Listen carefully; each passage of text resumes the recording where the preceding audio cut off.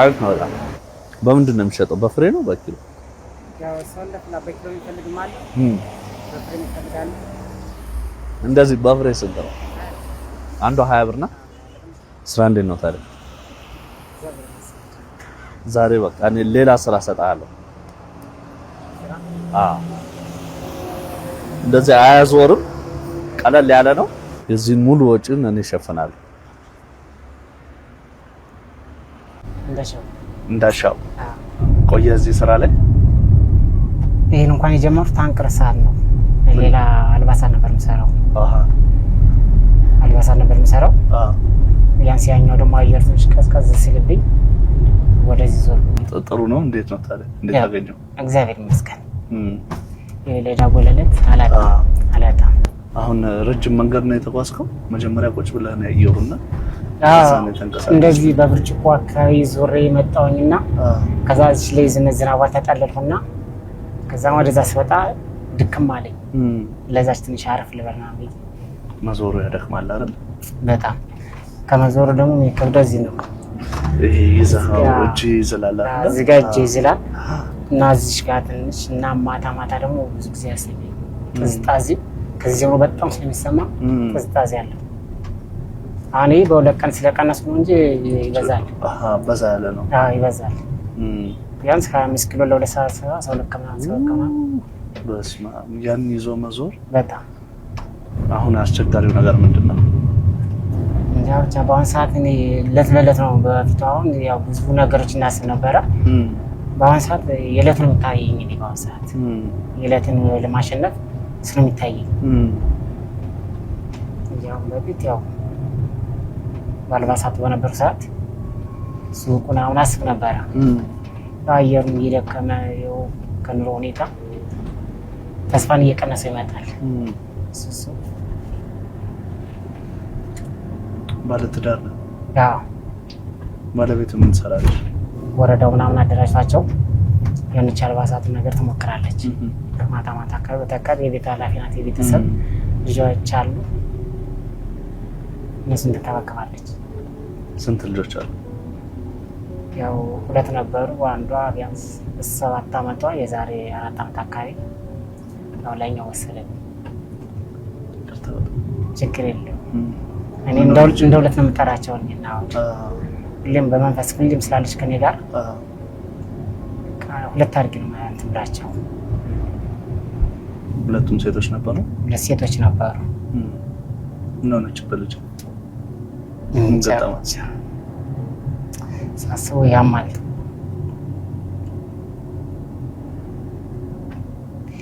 ልቂቱ ያው ደህና ነበረች። ወፈር ያለች ናት። ትንሽ ለየት ትላለች ከኔም ከባለቤቴም ትለያለች። ወፍራም ናት እና ቢያንስ ያለ እድሜዋ ነው ሰውነት የሚሰጣት የነበረ። ግዙፍ ናት፣ ረጅም ናት። በቃ ቢያንስ 7 ዓመት ሆና ራሱ የ10 ዓመት ምናምን ነበር የምትመስለው። ድንገት ሱቅ ለትንሿ ሱቅ ልኪያት እኔ ስራ ወይቼ ስመጣ ብስኩት ምናምን ስለኝ ገሰችኝ ምናምን ብዬ ስልካት ወደቅኩ አለችኝ። አንድ ቀን ዋለች እንደዚህ በቃ እግሯን ሸርምድድ አደረጋት። በቃ ነገ ጠዋት እንደስ ሐኪም ቤት ወስድሻለሁ ምናምን ብዬ እሺ ብለን እየተሳሳቅን እያለ ድንገት በሌሊት ደከመኝ አለችብኝ። ሐኪም ቤት ለመድረሱ አጣደፍን። እዛው ላይ ትንሽ በዛው ይቷለበት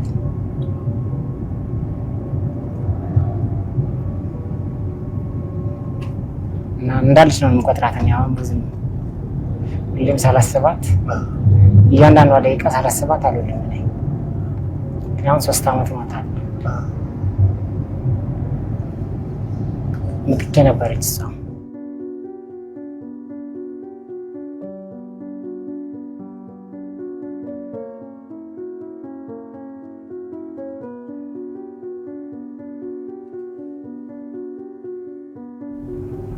ፈጣሪ ብርታቱን ይስጣት። አሜን። እዚህ የቅርብ ቤተሰብ የለም? ቅርብ ቤተሰብ የለም። ወደ ክፍለ ሀገራቸው ባህር ዳር አካባቢ እድገት እንትን ስላልሆነ ቅርርብነት መዛም ብዙም አይደለም። እንዴት? በልጅነቴ ነው የወጣሁት። በልጅነቴ ነው የወጣሁት። በቃ ስንት ዓመት እያለ? ረጅም ጊዜ ነው። ተው እንጂ። በእውነት በምን አጋጣሚ ወጣ? በልጅነቴ ነበር ለሰው አገልግሎት የተሰጠሁት እንዳገለግል 7 ዓመቴ ምናምን አካባቢ። እንዴት ማለት ለሰው ማገልገል? ለምሳሌ የኔ ቤተሰቦች የሆነ ትንሽ ገቢያቸው አነስተኛ ነበረ። እሺ። እና የተሻለ ደግሞ ከነሱ አርሶ አደሮች ምናምን በጣም ያርሱ ምናምን አለ አይደል? ከብት ምናምን መጠበቅ ምናምን 7 ዓመቴ ነው የገባሁት እዛ። እና ስራው በጣም ከብድ ነበረ። የቤተሰብ ፍቅር ምን እንደሆነ አላውቀውም። ወጣትነትም ልጅነትም እንዴት እንደሆነ አላጣጣምኩትም ማለት ይቻላል። ልጅነት የማጣጥመው እንደውም ከልጄ ጋር አሁን ቤት ገብቼ ስጫወት ምናምን ነው እንጂ ያ ምንም እንትን ስላላልኩትኝ ከዛም ቤተሰብ ጋር ያለው ነገር በቃ ብዙም አይደለም። ለምን በዛን ሰዓት አብሮ አደጎች የነበሩ ልጆች የሉም። እነሱ ላይ ናቸው፣ እኔ ታች ነኝ። በዚህ ሰዓት ሰድ ራሱ ብዙም ሳያውቀኝ ማለት ይቻላል። እዚህ ነው ያገባው? አዎ። ባለቤትህን የሚያገኘው እዚህ ነው? እዚህ ነው። በምን አይነት አጋጣሚ ያገኛል? እንደዚህ አልባሳት ሰራ የሆነ ደንበኛዬ ነበረች። ልትሰራ ገብተህ ነው? እሺ። እዛ ሽፍን ጫማ አልነበረኝም። እንደዚህ ጓደኛዬን ጠራትኝና እንደዚህ ሰው መርካቶ ወደን የሆነ በቅናሽ የሆነ ጫማ አገኘና እሱን ገዝተልኝ እንትን አለኝና ቅድም የቀረበት እንግዲህ የለም ቦታ የለም ስለይ በቃ እሱ መጥቷት ትዝ አለኝ። አንዳንዴ በልብስ ምክንያት የምትሄድበት ቦታ ትተህ አታውቅም? ይሄም አለ ነው። ቆንጆ ጊዜ አይደለ? በጣም መኖርም ይቻላል እንደዚህ ነው። ያስ ፊቶላ ፈክ በጣም አዲስ ህይወት ያ እኔ ማውቀው እንደዚህ የሆነ ቦታ ላይ ያለ አይደለ ተከብሎ የሆነ 50 60 ለቅለቅ ለመውጣት ነው ማውቀው። እንደዚህም አረመስ ደስ ይላል። ያስ አመሰግናለሁ። ይሄ ከድኛው የቆረጥመኝ የጠዘጥዝኛል አልኋላ የለም በደንብ የለም። አሁን ሌላ ህይወት ነው። ናይስ ሌላ ገላ ተመስገን። በጣም ከነገራችን ላይ ማን ነው ቅድም ከመገናኘታችን በፊት የሆነች ልጅ ትናንትና ይቻታለሁ። ልጅ እዛ ቁጭ ብላ ነበረ። ስመለስ አሁን ዛሬ ደግሞ ስመለስ ወደዚህ ቁጭ ብላ ልጇ ተኝታባት ሰማዩን እንቅልፍ ነገር ይዟታል። የተሰማኝ ስሜት ሌላ ነገር ነው። እኔ በቃ አይን አልኩ በቃ የሆነ ሚዛን ይዛ እየመዘነች ነው ሰው እና ቁጭ ብዬ ልጅ ተኝታብሽ ነው አልኳትኝ። አሁን አልኳትኝ አለችኝና የሆነ ብርቱካን ቆረጥኝና ስትነሳ እንስጫት አልኳት። የመረቀች መርቃት 5 ደቂቃም አልኩኝ ይኸው ደረሰ። ሰውም ለካም ከልቡ እንደዚህ ሲመርቅ እንደዚህ ደርሰና አልኩኝ። ቁጭ እያስታወስኩ ነበር በቃ። አሁን ደግሞ ደስታችን ሙሉ እንዲሆን ባለቤትህና ልጅህ እንደውላቸውና ቆንጆ ራት አዘጋጅተናል። ጥሩ የራት ጊዜ አሳልፈን ተበራርቀን እንሸኛኛለን። መኪና ልከናል።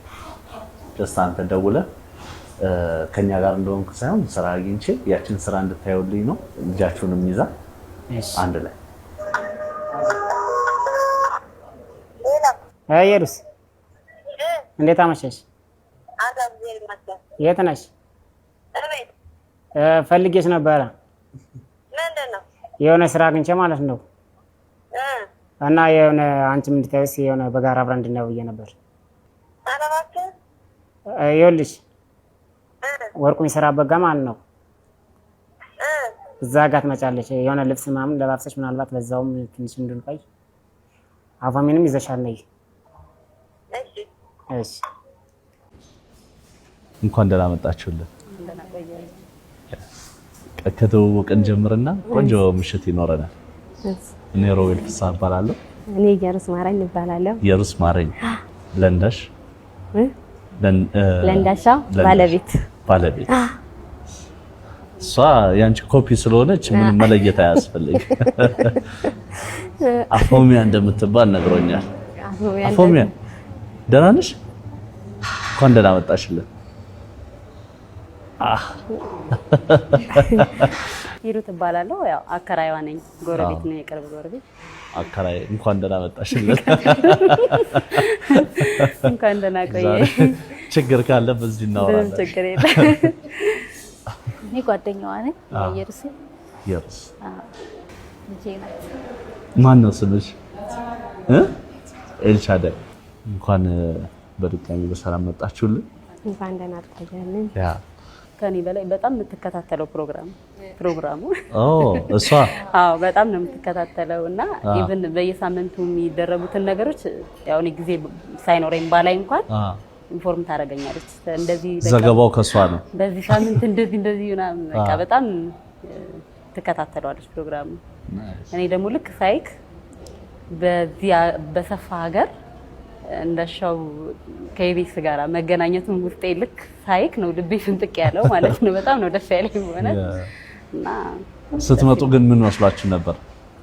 አይ ቅድም ሲደውልልኝ ኢየሩስ በዚህ ሰዓት አይቀለድም በቃ ምናምን ሲለኝ ስሬስ ሲሆን ነው እንዴ በዚህ ሰዓት እንዴት ነው ምን አይነት ስራ ቢያገኝ ነው ምናምን አልጠረጠርሽም ታዲያ እንደማየትሽ? ከዛ ሲለኝ አይ ኢየሩስ በዚህ ሰዓት አይቀለድም ምናምን ሲለኝ ወይኔ ጉዴ እንዲሁም ለሰው ይልኩኝና እንዴ አንቺ ቤተሰቦች ተገናኝተው ይሁን እንዴ ከሱ ያልኩት እና ያው ከተማ ውስጥ እንግዲህ በደንብ ነው ዞር የምንለው። ተለያየ ቦታ እንሄዳለን። ያ ዛሬ ደግሞ ጀግናው ባለቤትሽ ስራ ላይ ሆኖ ያገኘነው ቆንጆ ቀን ነበረ። ደስ ይላል። ስለ ባለቤትሽ ትንሽ አጫውሽ። በቃ ምንም እንትን የሚለው ነገር የለም። ስራው የተገኘው ስራ ይሰራል። እንደዚህ እንደሰው የሚያስቸግርም ነገር የለም። አሁን ለምሳሌ እንደሌላው ሰው ወንድ ጠጥቼ ልግባ ምናምን የሚል ነገር የለም። ሰራ ወደ ቤቱ ነው። ማንኛውም ስራ ብዙ ስራ ይሞካከራል። እግዚአብሔር ይመስገን እስካሁን 12 አመት ሆኖናል። እንግዲህ አለፈን። ያው እግዚአብሔር ይመስገን። በጉርብትናስ እንዴት ነው ዳሻው? ኑሯቸውን ለማሸነፍ ምሳሌ የሚሆኑ ባለትዳሮች ናቸው። እሷም ትሰራለች በነገራችን ላይ እንደዚህ አልፎ ግን በጣም ብዙ ስራዎችን ይሰራል። ስፔሻሊ አሁን እየሰራ ያለ ስራ ደግሞ በጣም ከባድ ነው። ጠዋት አትክልት ራይዶ አምጥቶ ተሸክሞ ጠዋት ሲወጣ ምናምን በቃ ያለው ነገር በጣም እሷ ማህበራዊ ህይወት ላይ በጣም ጎበዝ ናት። ደግሞ በጣም ጭምትና ዝምተኛ ነው።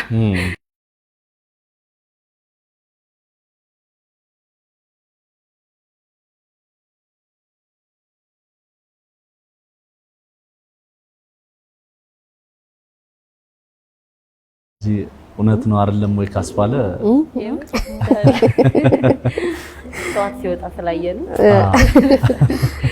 አሁን ደግሞ ሌላ ሰው ነው።